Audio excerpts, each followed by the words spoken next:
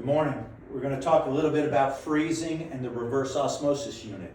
If the reverse osmosis unit is in the garage, mounted on the wall next to the water softener, we do not recommend that you turn the reverse osmosis unit off using these valves.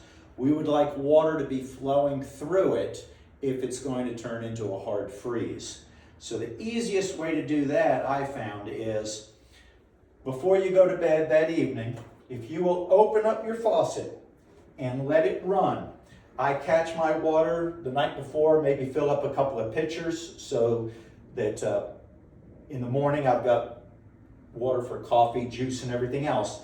And then let this just drip all night long. It's going to be a fast drip, but that way water will be moving through all the filters, through the tank, through all the tubing, and just dripping inside the house here.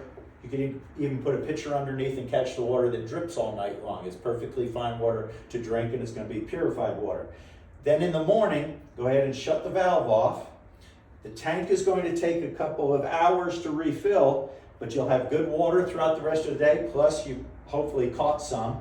And then if it's going to be a hard freeze again that night, do the same thing. Before you go to bed, open this on up, let it run out, drip. If you want to catch some more, that's fine. But that way water is moving through the system the whole time. If this is underneath your sink in the house, there's no worries whatsoever. I know some people say they open up the cabinet doors just to let a little bit of heat goes through, but if this is underneath the sink, you don't have to worry about it freezing, just if it's out in the garage or in a well house or something like that. Hopefully that answers your questions.